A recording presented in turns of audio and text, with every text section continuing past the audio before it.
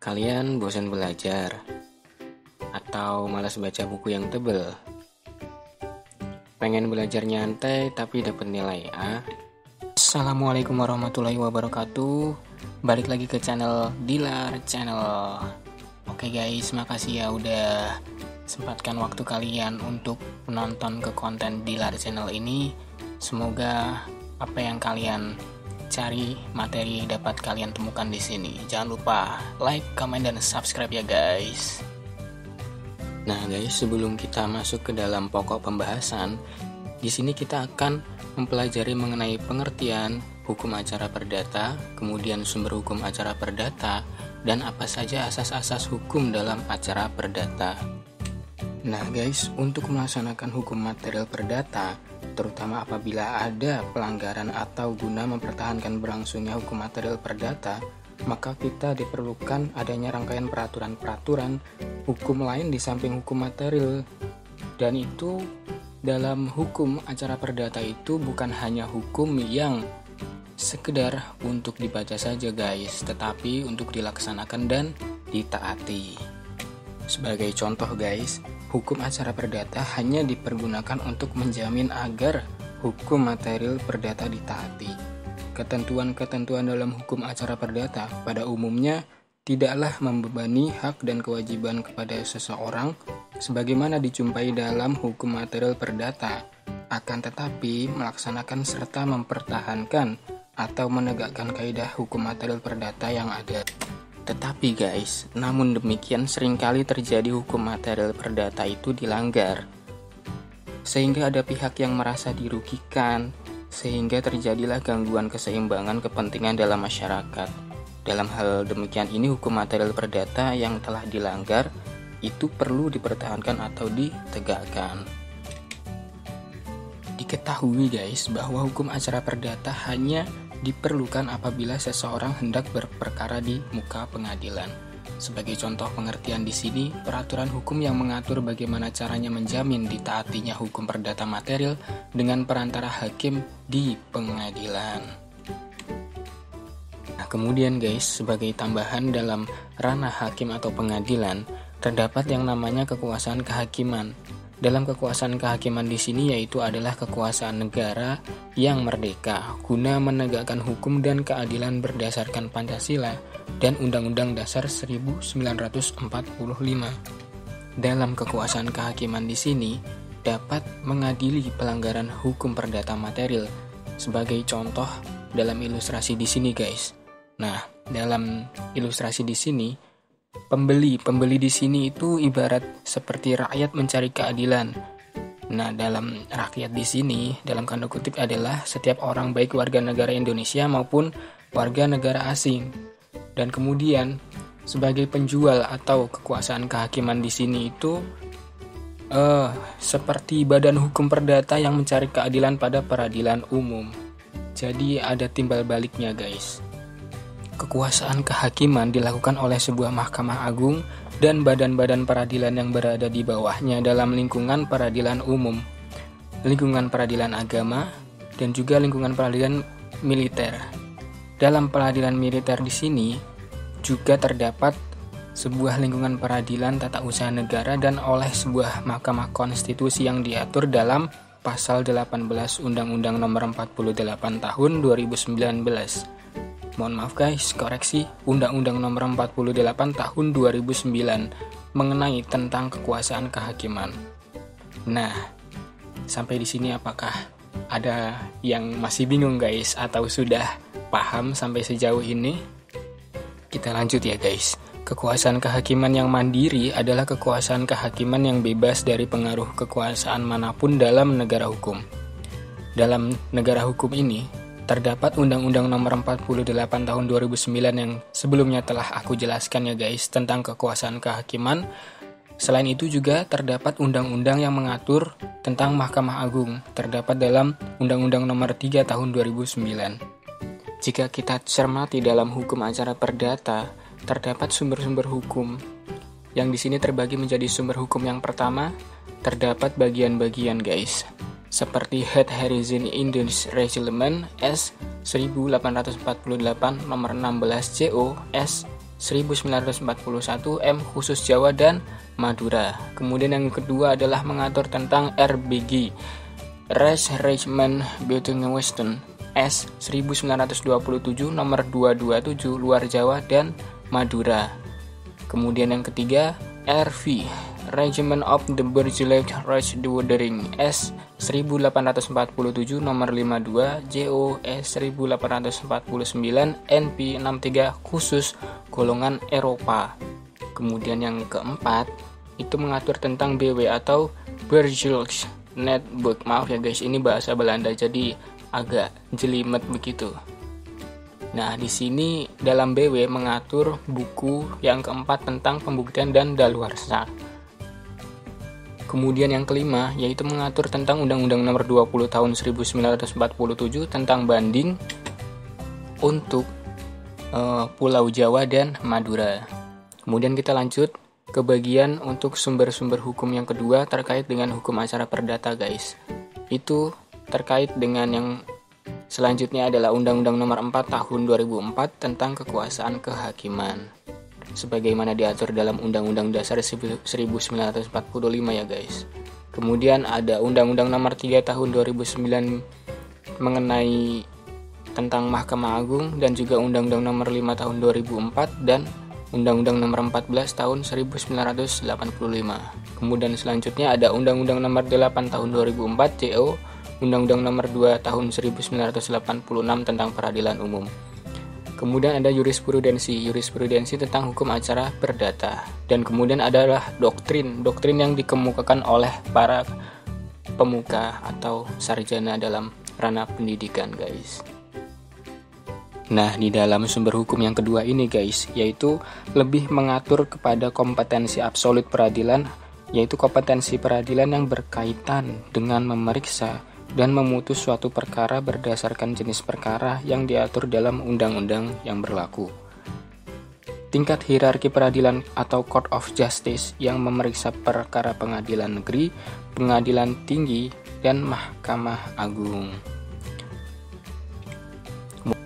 Kemudian kita lanjut ya guys. Untuk yang selanjutnya adalah mengenai asas-asas hukum acara perdata.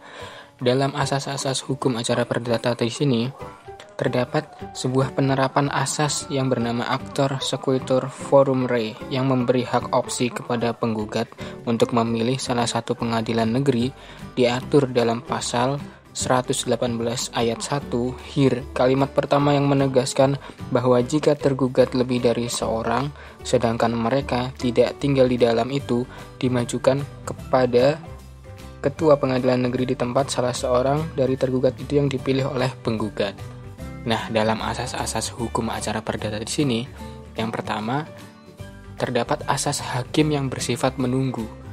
Hakim yang bersifat menunggu di sini yakni mengatur atau berisikan inisiatif mengajukan tuntutan hak keperdataan diserahkan sepenuhnya kepada yang berkepentingan. Nah, dalam asas-asas hukum acara perdata di sini terdapat pula asas yang bernama ius Jurianovit. Nah, dalam ius Jurianovit di sini mengatur mengenai hukum acara perdata. Pengertian ius Jurianovit di sini yaitu adalah hakim dianggap mengetahui hukum atau tidak boleh menolak perkara. Dalam melaksanakan tugasnya, pengadilan-pengadilan dalam lingkungan peradilan sebagai pelaksana tugas kekuasaan kehakiman mempunyai dua wewenang mengadili atau kompetensi, yaitu adalah kompetensi absolut atau mutlak atau atributif dan kompetensi relatif atau distributif. Kompetensi absolut adalah wewenang mengadili yang dimiliki oleh satu lembaga peradilan yang tidak dimiliki lembaga peradilan lainnya, atau berdasarkan hierarki pengadilan dalam satu lingkungan peradilan. Kompetensi relatif adalah wewenang mengadili yang dimiliki oleh satu pengadilan berdasarkan wilayah hukum pengadilan tersebut. Kemudian kita lanjut pada asas-asas hukum acara perdata di sini. Menganut jurisdiksi atau wewenang lembaga peradilan yang dibedakan menjadi dua, yaitu yurisdiksi kontentiosa dan yurisdiksi voluntaria. Kemudian kita lanjut pada asas-asas hukum acara perdata yang kedua, yaitu adalah hakim bersifat pasif. pasif di sini berarti ruang lingkup atau luas pokok sengketa yang diajukan kepada hakim untuk diperiksa pada dasarnya ditentukan oleh para pihak yang berperkara bukan oleh hakim. Yang berwenang mengadili suatu perkara perdata adalah pengadilan negeri tempat tinggal tergugat. Oleh karena itu, agar gugatan yang diajukan oleh penggugat tidak melanggar batas kompetensi relatif, gugatan harus diajukan dan dimasukkan kepada pengadilan negeri yang berkedudukan di wilayah atau daerah hukum tempat tinggal atau tempat diam tergugat. Daerah hukum pengadilan negeri meliputi wilayah kota atau kabupaten di mana pengadilan negeri itu berada. Pengadilan negeri berkedudukan di kabupaten atau kota. Kemudian kita lanjut pada asas-asas hukum acara perdata yang ketiga, yakni adalah sifat terbukanya persidangan. Dalam sifat terbukanya persidangan dimaksud di sini adalah setiap orang boleh hadir menyaksikan persidangan dengan tujuan memberi perlindungan hak asasi manusia dalam bidang peradilan sehingga terwujudnya pemeriksaan yang fair, tidak memihak dan putusan yang adil kepada masyarakat. Terakhir yang tidak kalah pentingnya adalah di pengadilan manakah surat gugat yang telah dipersiapkan itu harus diajukan. Hal ini berkaitan dengan identitas para pihak terutama pihak tergugat agar tidak mengalami kegagalan dengan dijatuhkannya gugatan dinyatakan tidak dapat diterima apabila tidak mengindahkan hal pengadilan yang berwenang atau kompetensi memeriksa perkaranya. Dalam mempersiapkan suatu gugatan perlu diperhatikan syarat-syarat pengajukan gugatan, yaitu syarat material dan syarat formil, agar tidak mengalami kekeliruan dalam membuat gugatan. Kemudian kita lanjut pada asas-asas hukum acara perdata yang keempat, yakni adalah mendengar kedua belah pihak atau dalam istilah bahasa Belanda yaitu adalah audie et alteram partem, yakni adalah kedua belah pihak yang berperkara di dalam hukum acara perdata harus diperlakukan sama dan tidak memihak guys.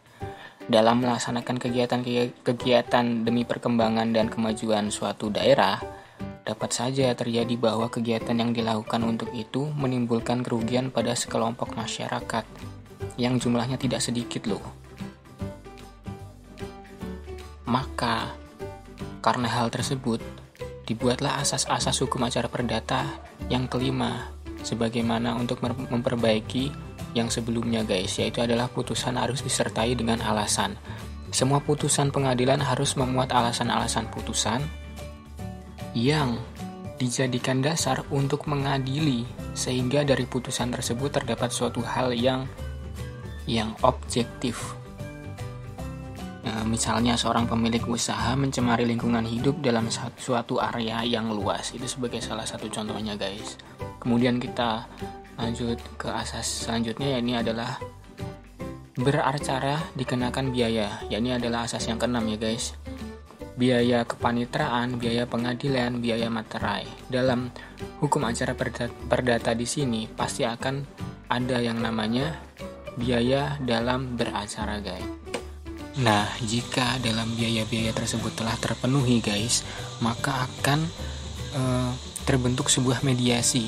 Mediasi tersebut telah berhasil, maka para pihak yang melaporkannya kepada hakim dan dapat mohon dibuatkan akta perdamaian. Terhadap akta perdamaian tidak dapat diajukan banding ataupun kasasi, tetapi para pihak dapat menolak untuk dibuatkan akta perdamaian. Jika tidak mau dibuatkan akta perdamaian, maka dalam kesepakatan perdamaian harus ditambahkan klausula pencabutan gugatan dan atau klausula yang menyatakan perkara telah selesai.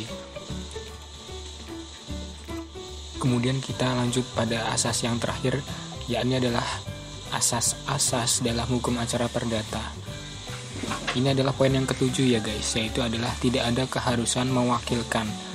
Dalam HIR, tidak diwajibkan para pihak untuk mewakilkan kepada orang lain, sehingga pemeriksaan di persidangan terjadi secara langsung terhadap para pihak, namun bisa juga dibantu oleh kuasanya yang merupakan seorang advokat.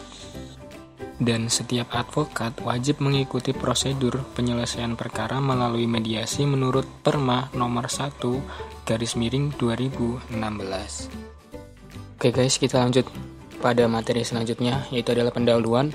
Hukum bukanlah sekedar sebagai pedoman untuk dibaca, dilihat, atau diketahui, melainkan untuk dilaksanakan atau ditaati. Setiap orang melaksanakan hukum, bahkan orang tanpa sadar telah melaksanakan hukum.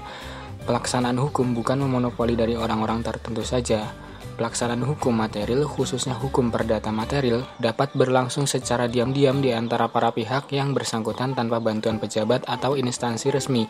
Misalnya, kita membeli seperangkat alat rumah tangga, membeli sebuah mobil, menyewa seperangkat alat pesta, atau meminjam sejumlah uang dari tetangga kita. Namun, seringkali terjadi hukum material perdata itu dilanggar sehingga ada pihak yang merasa dirugikan. Lalu terjadilah gangguan keseimbangan kepentingan dalam masyarakat. Dalam hal demikian ini, hukum material perdata yang telah dilanggar itu perlu dipertahankan atau ditegakkan. Pengertian hukum acara perdata untuk melaksanakan hukum material perdata, terutama apabila ada pelanggaran atau guna mempertahankan berlangsungnya hukum material perdata, diperlukan adanya rangkaian peraturan-peraturan hukum lain, di samping hukum material perdata itu sendiri. Peraturan hukum ini yang dikenal dengan hukum formil atau hukum acara perdata. Hukum acara perdata hanya dipergunakan untuk menjamin agar hukum material perdata ditaati. Ketentuan-ketentuan dalam hukum acara perdata pada umumnya tidaklah membebani hak dan kewajiban kepada seseorang sebagaimana dijumpai dalam hukum material perdata, tetapi melaksanakan serta mempertahankan atau menegakkan kaidah hukum material perdata yang ada. Hukum acara perdata adalah peraturan hukum yang mengatur bagaimana cara menjamin ditaatinya hukum perdata material dengan perantaraan hakim. Hukum acara perdata adalah peraturan hukum yang menentukan bagaimana caranya menjamin pelaksanaan hukum perdata material. Lebih konkret lagi, hukum acara perdata mengatur bagaimana caranya mengajukan tuntutan hak, memeriksa serta memutusnya dan pelaksanaan putusannya. Tuntutan hak dalam hal ini tidak lain adalah tindakan yang bertujuan memperoleh perlindungan hukum yang diberikan oleh pengadilan untuk mencegah eggcrashing atau tindakan menghakimi sendiri. Tindakan menghakimi sendiri merupakan tindakan untuk melaksanakan hak menurut kehendaknya sendiri yang bersifat sewenang-wenang tanpa persetujuan dari pihak lain yang berkepentingan sehingga akan menimbulkan kerugian. Oleh karena itu, tindakan menghakimi sendiri ini tidak dibenarkan jika kita hendak memperjuangkan atau melaksanakan hak kita. Pasal 666 ayat 3 KUH Perdata menentukan bahwa apabila dahan-dahan atau akar-akar sebatang pohon yang tumbuh di pekarangan seseorang tumbuh menjalar atau masuk ke pekarangan tetangganya, yang disebut terakhir ini dapat memotongnya menurut kehendaknya sendiri setelah pemilik pohon menolak permintaan untuk memotongnya.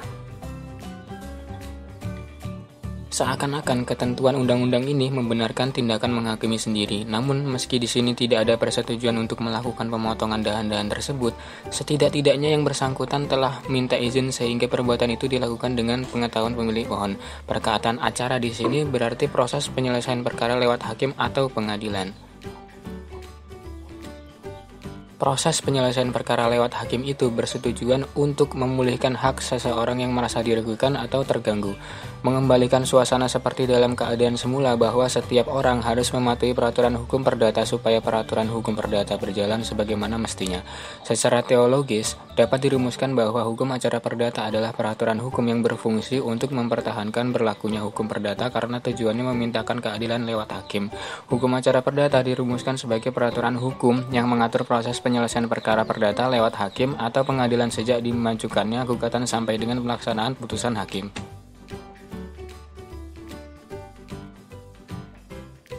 Dalam peraturan hukum acara perdata itu diatur sebagaimana cara orang mengajukan perkaranya kepada hakim pengadilan, bagaimana caranya pihak yang terserang itu mempertahankan diri, bagaimana hakim bertindak terhadap pihak-pihak yang berperkara, bagaimana hakim memeriksa dan memutus perkara sehingga perkara dapat diselesaikan secara adil, bagaimana cara melaksanakan putusan hakim dan sebagaimana sehingga hak dan kewajiban orang sebagaimana telah diatur dalam hukum perdata itu dapat berjalan sebagaimana mestinya. Wirasjono Projodikoro merumuskan hukum acara perdata itu sebagai rangkaian peraturan yang memuat cara bagaimana orang harus bertindak secara di muka pengadilan serta cara bagaimana pengadilan itu harus bertindak satu sama lain. Dengan adanya peraturan hukum acara perdata itu, orang dapat memulihkan kembali haknya yang telah dirugikan atau terganggu itu lewat hakim dan akan berusaha menghindarkan diri dari tindakan main hakim sendiri. Dengan lewat hakim, orang mendapat kepastian akan haknya yang harus dihormati oleh setiap orang, misalnya hak sebagai ahli waris, hak sebagai pemilik barang, dan lain-lain. Dengan demikian diharapkan selalu ada ketentraman dan suasana damai dalam hidup bermasyarakat. Hukum acara perdata dapat juga disebut hukum perdata formil karena mengatur proses penyelesaian perkara lewat hakim secara formil. Hukum acara perdata mempertahankan berlakunya hukum perdata. Hukum acara perdata juga disebut hukum perdata formil, yaitu kesemuaannya kaidah hukum yang menentukan dan mengatur cara bagaimana melaksanakan hak-hak dan kewajiban-kewajiban perdata sebagaimana diatur dalam hukum perdata material. Hukum acara perdata menunjukkan jalan yang harus dilalui seseorang agar perkara yang dihadapinya dapat diperiksa oleh pengadilan. Hukum acara perdata juga menunjukkan bagaimana cara pemeriksaan suatu perkara dilakukan, bagaimana caranya pengadilan menjatuhkan putusan atas perkara yang diperiksa, dan bagaimana cara agar putusan pengadilan itu dapat dijalankan sehingga maksud dari orang yang mengajukan perkaranya ke pengadilan dapat tercapai, yaitu pelaksanaan hak dan kewajiban-kewajiban menurut hukum perdata yang berlaku bagi orang tersebut. Ada berbagai macam definisi hukum acara perdata para ahli yang satu sama lain merumuskan berbeda-beda, namun pada prinsipnya mengandung tujuan yang sama. Supomo dalam bukunya Hukum Acara Perdata Pengadilan Negeri, meskipun tidak memberikan batasan, dengan menghubungkan tugas hakim menjelaskan bahwa dalam peradilan perdata juga hakim ialah mempertahankan tata hukum perdata dan menetapkan apa yang ditentukan oleh hukum dalam suatu perkara. Arah hukum acara perdata zaman pemerintahan Hindia Belanda. Hukum acara perdata Indonesia yang berlaku saat ini berasal dari zaman pemerintahan Hindia Belanda, yang hingga saat ini ternyata masih dipertahankan keberadaannya. Sejarah hukum acara perdata di Indonesia tidak dapat terlepas dari membicarakan sejarah peradilan di Indonesia. Hal ini disebabkan dari definisi hukum acara perdata yang telah dikemukakan di atas. Diketahui bahwa hukum acara perdata hanya diperlukan apabila seseorang hendak berperkara di muka pengadilan. Pada zaman Belanda dahulu terdapat beberapa lembaga peradilan yang berlaku bagi orang-orang atau golongan yang berbeda, yaitu Peradilan Gubernemen, lembaga peradilan yang dilaksanakan oleh Belanda. Peradilan Swapraja, yaitu suatu peradilan yang diselenggarakan oleh sebuah kerajaan, diatur dalam suatu peraturan Swapraja tahun 1938. Peradilan adat diatur dalam Stadsblad 1932-80 yang dalam pasal satunya menyebut tidak kurang dari 13 keresiden yang ada peradilan adat. Peradilan agama diatur dalam pasal 134 ayat 2, diatur lebih lanjut dalam S 1882 sampai 152, kemudian diubah dalam S 1937 sampai 116, dan peradilan desa diatur dalam S 1935 sampai 102 yang dalam pasal 3A RO Reglement of the Restoration Organisasi disebut hakim-hakim perdamaian desa.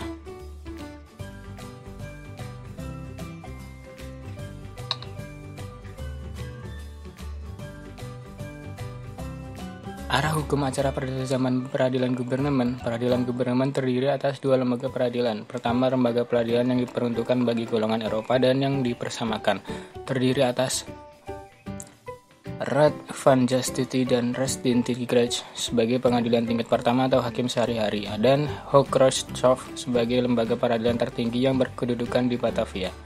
Kedua, lembaga peradilan yang diperuntukkan bagi golongan bumi putra yang dilaksanakan oleh sebuah landrat sebagai pengadilan tingkat pertama didampingi oleh beberapa badan pengadilan untuk perkara-perkara kecil, misalnya pengadilan kabupaten, pengadilan distrik, dan beberapa lagi, sedangkan tingkat banding yang dilaksanakannya oleh Raad van Justitie.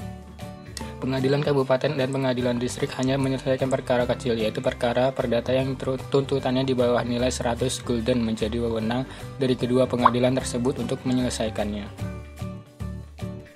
Arah hukum acara perdata zaman peradilan Swapraja. Setelah proklamasi kemerdekaan Indonesia, pengadilan Wapraja di Jawa, Madura, dan Sumatera dengan resmi dihapuskan oleh Undang-Undang Nomor 23 Tahun 1947, kemudian dengan Undang-Undang Darurat Nomor 1 Tahun 1951 yang mulai berlaku pada 14 Januari 1951, dan menyusul penghapusan pengadilan Swapraja di daerah lain, misalnya Sulawesi dan Nusa Tenggara. Ukuran tentang kekuasaan peradilan Swapraja terletak pada permasalahan apakah tergugat adalah seorang kaula dari Swapraja di mana ia berada atau dari pemerintah pusat.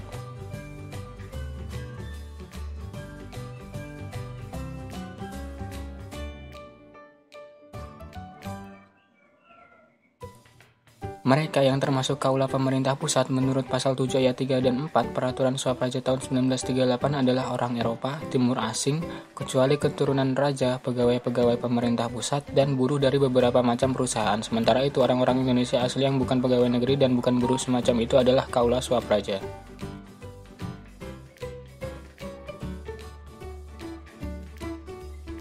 Arah hukum acara perdata zaman peradilan adat. Peradilan adat hanya berada di daerah-daerah di luar Jawa dan Madura.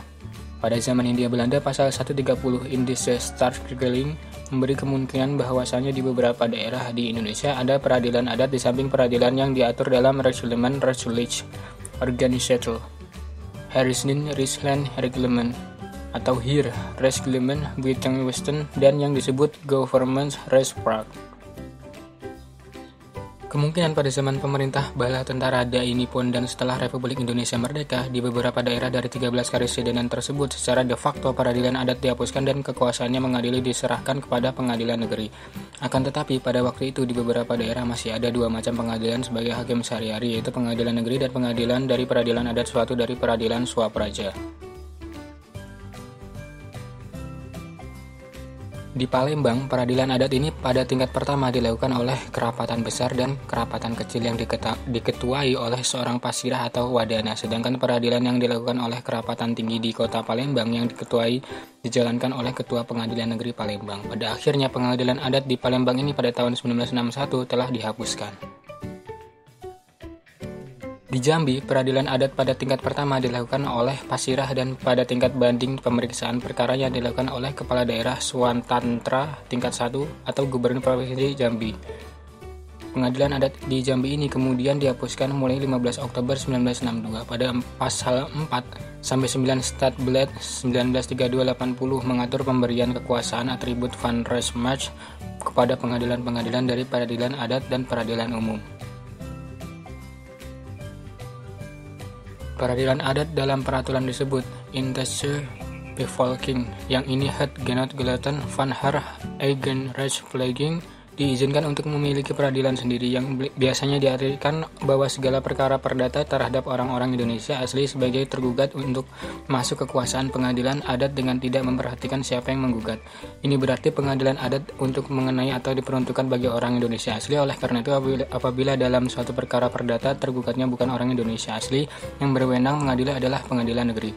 Pasal 7 Peraturan Peradilan Adat menentukan apabila tergugat lebih dari satu orang dan orang-orang itu sebagian adalah orang Indonesia asli dan sebagian bukan orang Indonesia asli, yang berwenang mengadili adalah pengadilan negeri kecuali apabila salah satu dari orang-orang itu adalah penjamin dalam perjanjian utang piutang dan orang lainnya adalah peminjam.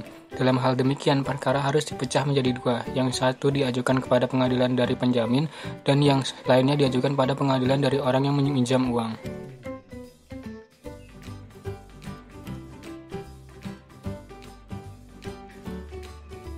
Pasal 5 dari Peraturan Peradilan Adat memberi kemungkinan kepada kepala daerah menetapkan bahwa orang Indonesia yang terlibat dari beberapa macam perjanjian berburuhan dan perjanjian pada umumnya, jika ada alasan-alasan mendesak orang Indonesia tertentu tidak dapat digugat di pengadilan adat.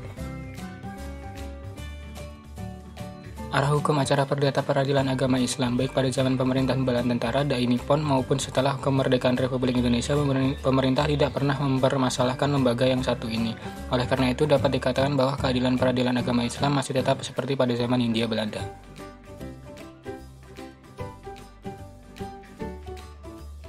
Asal muasal dari peradilan agama Islam adalah pasal 134 ayat 2 yang menentukan bahwa perkara perdata antara orang yang beragama Islam apabila hukum adat menentukannya masuk kekuasaan pengadilan agama Islam kecuali pada ditetapkannya lain dalam suatu ordonansi. Bagi Jawa dan Madura, menurut pasal 2A Stadsblad 1937 sampai 116, pengadilan agama Islam memutuskan perkara perdata antara orang Islam mengenai nikah, talak, rujuk, perceraian, menetapkan pecahnya perkawinan dan pemenuhan syarat dari ta'li. Dari putusan pengadilan agama Islam ini dapat dimintakan pemeriksaan banding kepada Mahkamah Islam Tinggi yang dahulu berkedudukan di Jakarta kemudian dipindahkan ke Surakarta. Mahkamah Islam Tinggi ini menurut pasal 7G dari Stadsblad 1982 sampai 152 juga berkuasa untuk mengadili sengketa antara berbagai pengadilan agama Islam di Jawa dan Madura mengenai kewarganegaraan mengadili. Ketentuan semacam itu termuat dalam pasal 3 Stadsblad 1937 sampai 638 bagi daerah Banjarmasin dan daerah hulu sungai di Kalimantan Selatan kecuali daerah pulau laut dan tanah bumbu. Di daerah tersebut terdapat hakim kadi yang merupakan pengadilan tingkat pertama dan hakim kadi tinggi yang memeriksa tingkat banding. Bagi daerah-daerah yang masih terdapat peradilan adat, pasal 12 menentukan bahwa peradilan agama Islam dilakukan apabila menurut hukum adat peradilan itu merupakan sebagian dari peradilan adat, sedangkan hakim dari peradilan agama Islam tersebut akan ditentukan oleh hukum adat atau oleh kepala daerah yang bersangkutan. Oleh karena itu, dalam peraturan ini tidak menentukan kekuasaan pengadilan agama Islam. Dapatlah disimpulkan bahwa hukum adatlah yang dapat menentukan hal tersebut.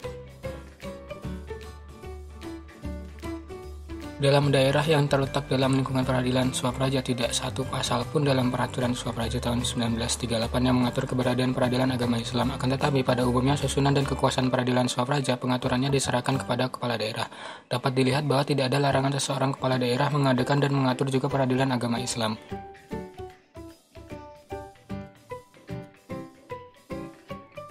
Sekarang, peradilan agama merupakan salah satu pelaku pelaksanaan kekuasaan kehakiman dalam lingkungan peradilan agama. Hal ini diatur dalam Undang-Undang Nomor 4 Tahun 2004 tentang pokok-pokok kekuasaan kehakiman dan Undang-Undang Nomor 7 Tahun 1989 tentang peradilan agama.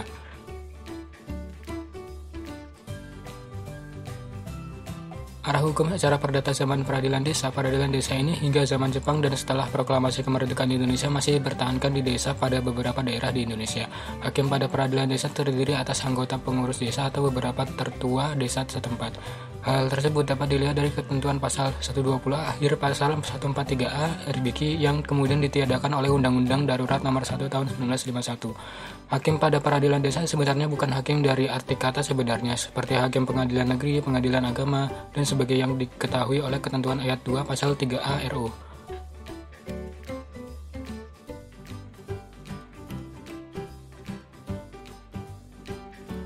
Arah hukum acara perdata di Indonesia. Pada zaman pemerintah Hindia Belanda, terdapat beberapa lembaga peradilan yang dibedakan dalam dua macam, yaitu peradilan gubernmen dan peradilan lain yang berlaku bagi golongan bumi putra.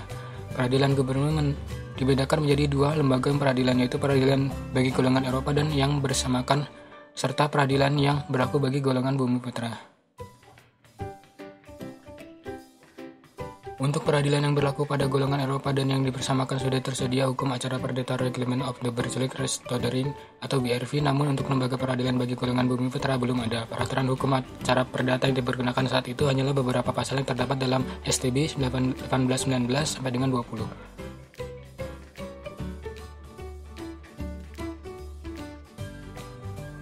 Dalam praktik selanjutnya, STB 1819 sampai dengan 20 ini mengalami perubahan yang tidak begitu berarti. Sementara itu, di beberapa kota besar di Jawa, pengadilan gubernmen yang memeriksa perkara perdata bagi golongan bumi putra menggunakan peraturan acara perdata yang berlaku bagi pengadilan yang diperuntukkan golongan Eropa tanpa berdasarkan pemerintahan undang-undang.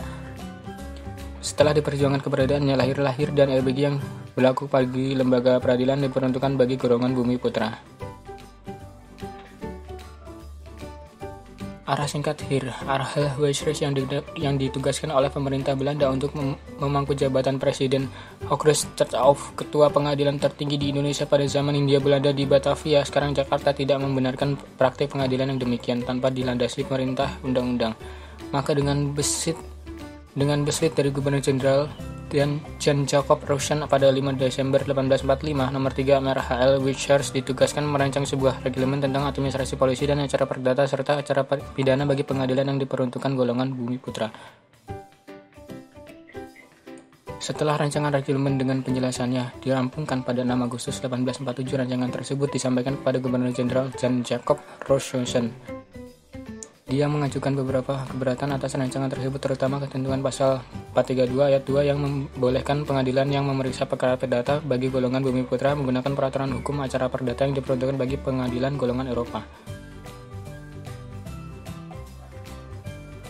Gubernur Jenderal menghendaki supaya peraturan hukum acara perdata yang diperuntukkan pengadilan bagi golongan bumi putra pada dasarnya harus bulat atau valdik, sehingga kemungkinan menggunakan peraturan yang berlaku untuk golongan orang Eropa itu dianggap melanggar prinsip tersebut. Hanya bagi Landrat di Jakarta, Semarang, dan Surabaya, Gubernur Jenderal Roosevelt tidak berkeberatan apabila badan-badan pengadilan itu memakai acara-acara yang berlaku bagi golongan Eropa. Keberatan lain terhadap rancangan tersebut adalah adanya kekhawatiran bahwa dengan menggunakan peraturan hukum acara perdata yang diperuntukkan pengadilan bagi golongan Eropa, sebagaimana diatur dalam rancangan reglemen tersebut, akan mempertinggi kecerdasan orang bumi putra, yang sedikit banyak akan merugikan kepentingan pemerintah Belanda. Setelah dilakukan perubahan dan penyempurnaan baik isi maupun susunan dan redaksinya, antara lain adalah perubahan dan penambahan suatu ketentuan penutup yang bersifat umum, yang setelah diubah dan ditambah kini menjadi pasal yang terpenting dari HIR, yaitu pasal 393. Gubernur Jenderal John Jacob Rowson menerima rancangan karya MRHL Wilson itu, kemudian diumumkan dengan publikasi pada 5 April 1848, ST 1848 sampai dengan 16, dan dinyatakan berlaku pada 1 Mei 1848 dengan sebutan Regiment of the Outstanding Fund, the Polity, the Burgelic Rights Flagging, and the Stop Federation under the Inlanders, the Freedom as the Settlement of Java and Madura. Dengan singkatan lazim tersebut, Inlanders Reglement atau Inlanders Reglement ini kemudian disahkan dan dikuatkan dengan pemerintah Belanda dengan firman raja pada 29 September 1849 nomor 93 STB 1849 sampai dengan 63.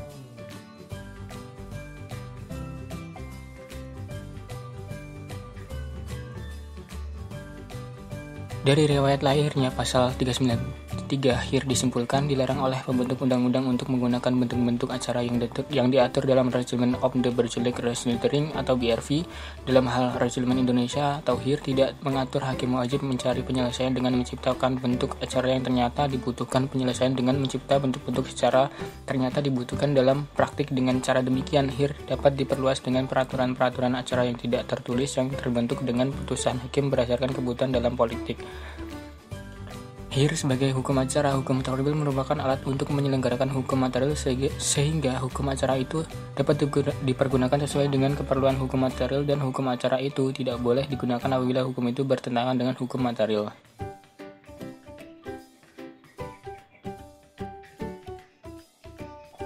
Dalam sejarah perkembangan selama hampir 100 tahun semenjak berlakunya Inlanders Reglement ini ternyata telah mengalami beberapa kali perubahan dan penambahan yang disesuaikan dengan kebutuhan praktik peradilan terhadap hal-hal yang belum diatur dalam reglement itu. Ketentuan dalam Inlanders Reglement hanya merupakan sebagian saja dari ketentuan hukum acara yang tidak tertulis. Adapun yang paling banyak mengalami perubahan dan penambahan itu sebenarnya adalah bagian hukum acara pidananya. Karena itu dipandang perlu untuk mengundangkan kembali reglement itu secara lengkap.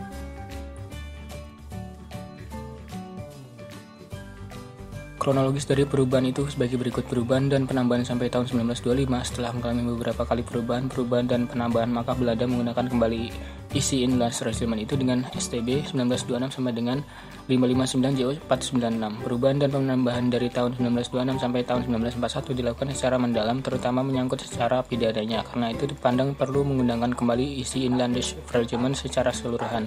Perubahan itu dilakukan dengan STB 1941 sampai dengan 32, JO 98. Dalam STB 1941 sampai dengan 32 ini disebutan Inlanders Reglement diganti dengan sebutan Harrison Indonesian Reglement disingkat atau HIR.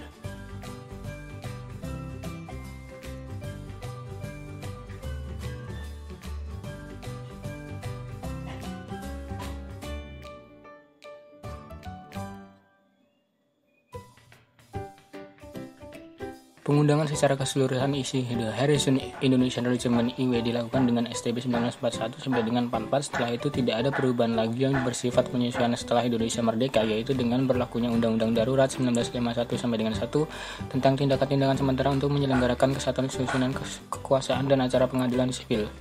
Lembaran Negara 1951 sampai dengan 9.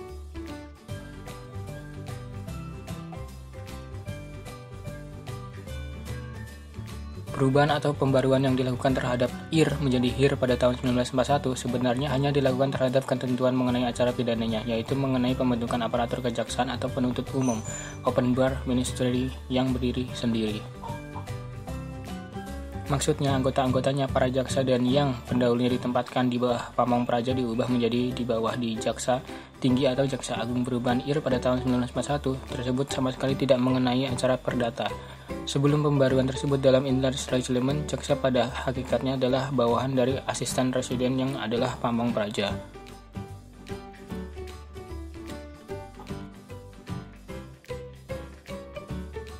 Arah singkat RBG, uraian di atas itu mengenai hukum secara perdata yang berlaku bagi wilayah Jawa dan Madura atau HIR. Bagaimana keadaan peraturan hukum acara perdata untuk daerah luar Jawa dan Madura?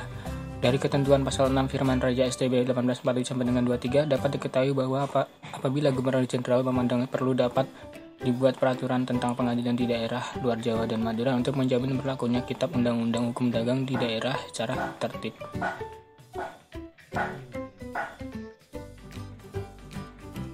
Sebagai tindak lanjut dari pasal G Firman Raja tersebut dan juga untuk menjamin adanya kepastian hukum acara bertulis di muka pengadilan gubernmen bagi golongan bumi putra di luar Jawa dan Madura atau daerah seberang, pada tahun 1927 Gubernur Jenderal Hindia Belanda pada waktu itu mengumumkan sebuah regimen hukum acara perdata untuk daerah seberang dengan STB 1927 sampai dengan 227 dan dengan sebutan Reglement for the Western yang disingkat dengan RBG.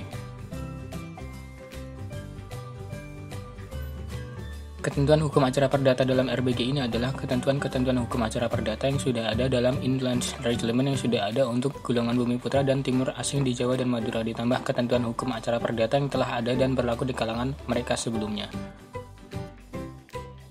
Dengan terbentuknya RBG ini, di Hindia Belanda terdapat 3 macam regimen hukum acara untuk pemeriksaan perkara di muka bumi pengadilan gubernmen pada tingkat pertama seperti berikut. Regiment of the Burgerlijk Rechtsmechaniek BRV untuk golongan Eropa yang berperkara di muka road, City dan Resident Greggs.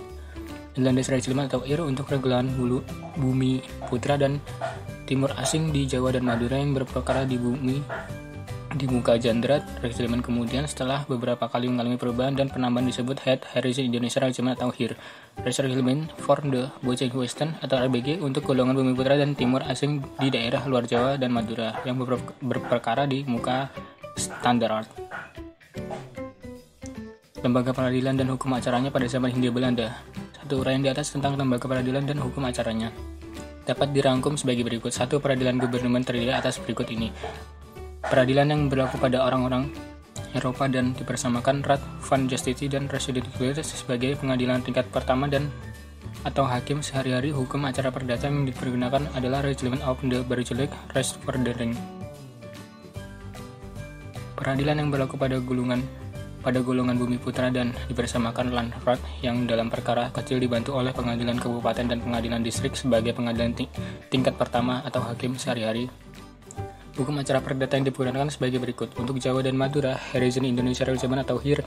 Untuk luar Jawa dan Madura, Reglement for the Western, Regiment Tanah Seberang. Peradilan-peradilan lain yang berlaku pada golongan bumi putra seperti peradilan adat, peradilan swapraja, dan peradilan agama Islam mempergunakan hukum acara yang diatur pada regimen yang mengatur masing-masing lembaga peradilan tersebut.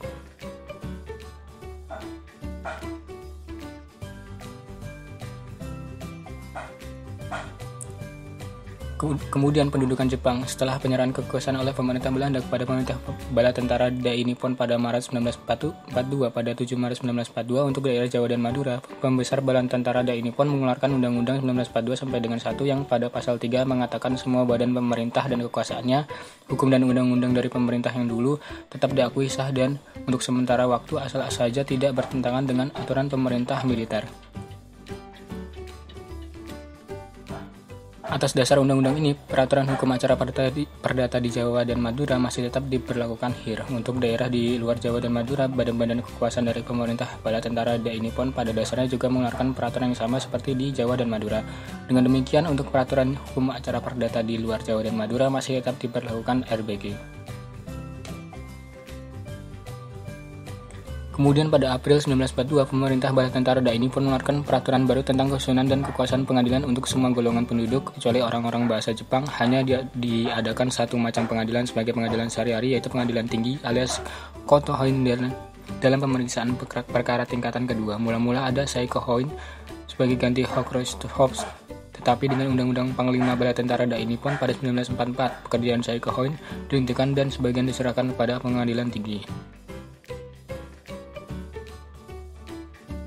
Berdasarkan peraturan tentang kesusunan dan kekuasaan pengadilan tersebut, semua golongan penduduk termasuk juga golongan Eropa tunduk pada satu macam pengadilan untuk pemeriksaan tingkat pertama, yaitu Tihohoin, menggantikan Landraad sebagai Raad van Justitie dan Resident Greggs dihapuskan.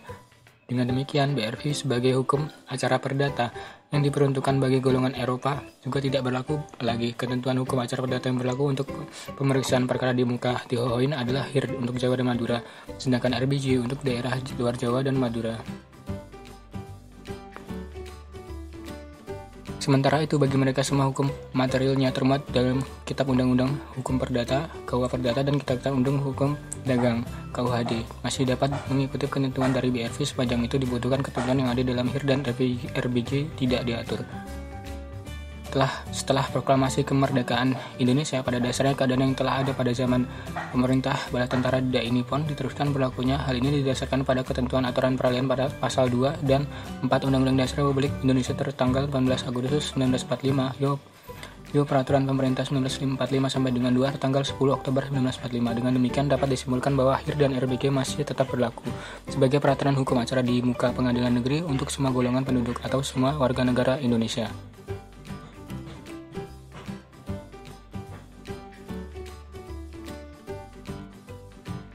Dengan diundangkannya Undang-Undang Darurat 1951 sampai dengan 1 tentang tindakan-tindakan sementara untuk menyelenggarakan kesatuan susunan dan acara pengadilan sipil pada 14 Januari 1951 dengan lembaran negara 1951 sampai dengan 9, mulailah dirintis dengan menuju asas unifikasi dalam bidang pengadilan dan peraturan hukum acara yang sebenarnya sudah dimulai sejak zaman pemerintah bala tentara DAI Nippon.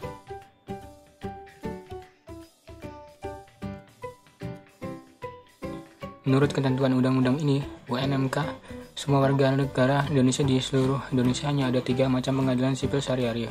Yang pertama, pengadilan negeri yang memeriksa dan memutus perkara perdata dan pidana untuk tingkat pertama. Yang kedua, pengadilan tinggi yang memeriksa dan memutus perkara perdata dan pidana untuk tingkat kedua atau banding. Yang ketiga, Mahkamah Agung yang memeriksa dan memutus perkara perdata dan pidana dalam tingkat kasasi. Menurut ketentuan pasal 5 Undang-Undang Darurat 1951 dengan 1, acara pada pengadilan negeri dilakukan dengan mengindahkan peraturan Republik Indonesia dahulu yang telah ada dan berlaku untuk pengadilan negeri. Adapun yang dimaksud dengan peraturan Republik Indonesia dahulu yang telah ada dan berlaku adalah tidak lain daripada HIR untuk Jawa dan Madura serta RBG untuk luar Jawa dan Madura. Selanjutnya dalam pasal G ayat 1 Undang-Undang Darurat 1951 ditentukan bahwa HIR beberapa mungkin harus diambil sebagai pedoman tentang acara perkara pidana sipil.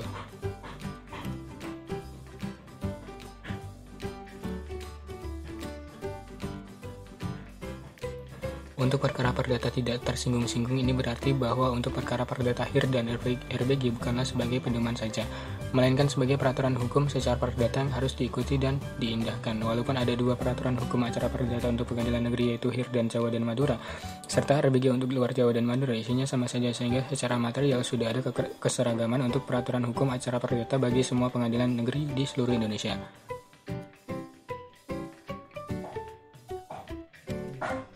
Karena itu, asas unifikasi yang dikehendaki oleh pasal 6 ayat 1 Undang-Undang Dasar 1951 dalam bidang hukum acara pidana dan acara perdata sudah tercapai. Kemudian peraturan hukum acara perdata yang ada tersebut diperkaya dengan jurisprudensi Mahkamah Agung Republik Indonesia. Adapun yang ditunggu selanjutnya untuk masa akan datang adalah hukum acara perdata nasional ciptaan sendiri sebagai kodifikasi hukum yang akan menggantikan hukum acara perdata yang warisan zaman pemerintah Hindia Belanda dahulu yang hingga sekarang masih berlaku.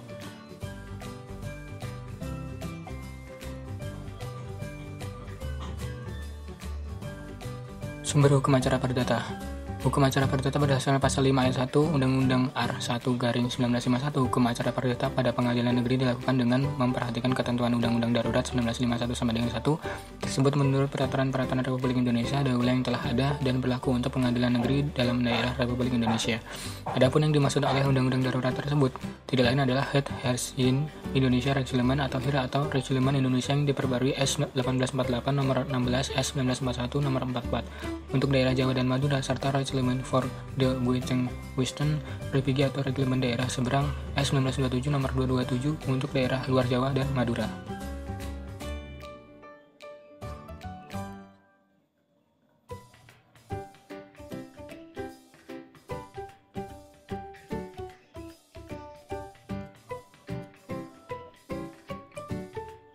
Kemudian untuk acara perdata yang dinyatakan resmi berlaku adalah HIR untuk Jawa dan Madura serta RBG untuk luar Jawa dan Madura. Reglement of the Bersulit Resolution BRV atau regimen acara perdata yaitu hukum acara perdata untuk golongan Eropa S 1847 nomor 52, 1849 nomor 563 merupakan sumber juga dari hukum acara perdata. Supomo berpendapat bahwa dengan dihapuskannya Rat Van Jasity dan Hergestok, BRV sudah tidak berlaku lagi sehingga dengan demikian hanya HIR dan RBG sajalah yang berlaku.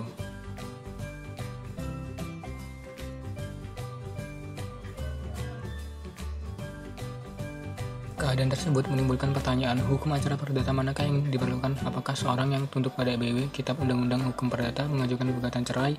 Dalam praktik, acara yang diatur dalam RV akan diterapkan.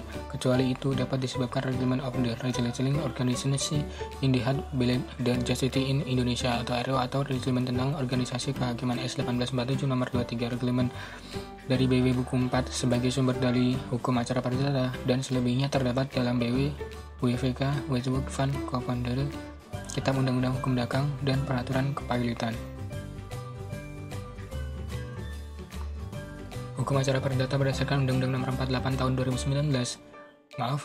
Undang-Undang Nomor 48 Tahun 2009. Undang-Undang Nomor 48 Tahun 2009, Lembaran Negara Republik Indonesia tahun 2019 Nomor 157 tentang kekuasaan kehakiman yang diundangkan pada 29 Oktober 2009 yang memuat beberapa ketentuan tentang hukum acara perdata.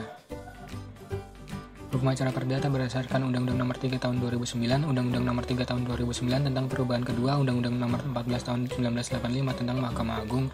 Undang-undang tersebut mengatur susunan Mahkamah Agung, kekuasaan Mahkamah Agung, serta hukum acara Mahkamah Agung, termasuk pemeriksaan kasasi, pemeriksaan tentang sengketa kewenangan mengadili, dan peninjauan kembali. Undang-undang ini memuat ketentuan hukum acara perdata.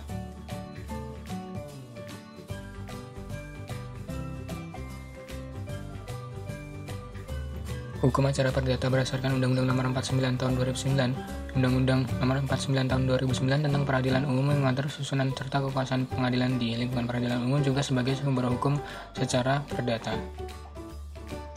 Hukum acara perdata berdasarkan jurisprudensi. Sebagai perbandingan perlu diketahui juga Undang-Undang Nomor 5 Tahun 1986 Lembaran Negara 77 tentang Peradilan Tata Usaha Negara yang penerapannya selambat-lambatnya 5 tahun sesudah diundangkannya jurisprudensi merupakan sumber pula daripada hukum acara perdata. Antara lain dapat disebutkan putusan Mahkamah Agung tertanggal 14 April 1971 Nomor 19 K/1971 yang menyeragamkan hukum acara dalam perceraian bagi mereka yang tunduk pada BW dengan tidak membedakan antara permohonan untuk mendapatkan izin guna mengajukan gugatan perceraian dan gugatan perceraian itu sendiri, yang berarti bahwa hakim harus mengusahakan perdamaian di dalam persidangan sebagaimana diatur dalam pasal 53 HOCI.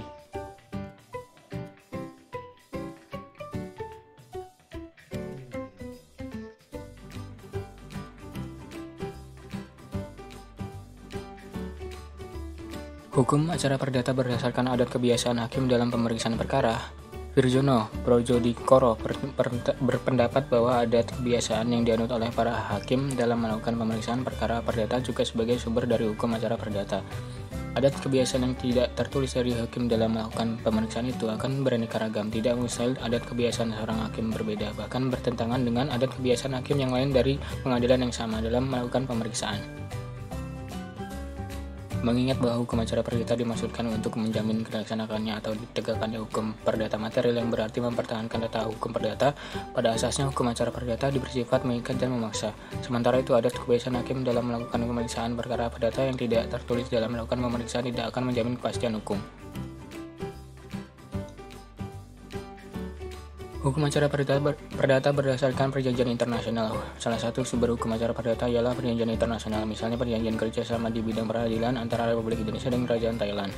Di dalamnya terdapat kesepakatan mengadakan kerjasama dalam menyampaikan dokumen pengadilan dan memperoleh bukti dalam hal perkara-perkara hukum perdata dalam dagang.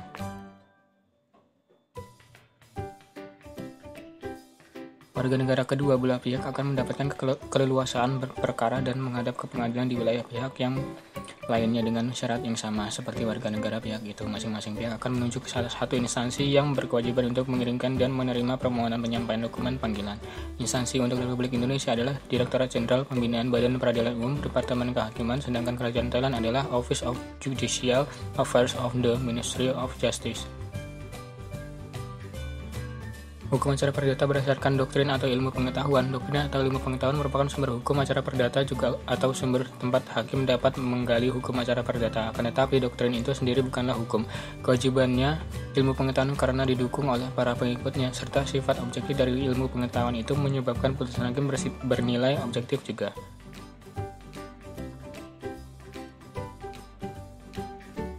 Hukum acara perdata berdasarkan instruksi dan surat edaran Mahkamah Agung, instruksi dan surat edaran Mahkamah Agung atau SEMA sepanjang mengatur hukum acara perdata dan hukum acara perdata materi tidaklah mengikat hakim sebagaimana halnya undang-undang. Akan tetapi instruksi dan surat edaran MA merupakan sumber tempat hakim yang dapat menggali hukum acara perdata ataupun hukum perdata material.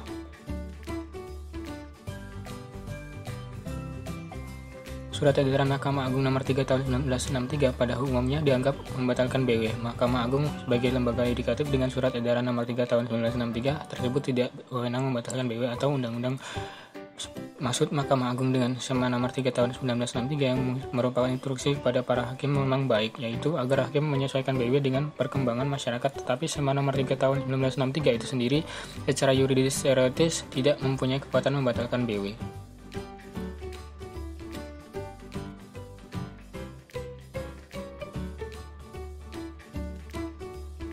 Kalau Mahkamah Agung dengan SEMA nomor 3 tahun 1963 bermaksud untuk membatalkan BW, Mahkamah Agung melanggar ajaran tentang pembagian kekuasaan. Atas dasar kebebasannya, hakim cukup berwenang untuk menyesuaikan isi undang-undang dengan perkembangan masyarakat tanpa menunjuk pada SEMA nomor 3 tahun 1963.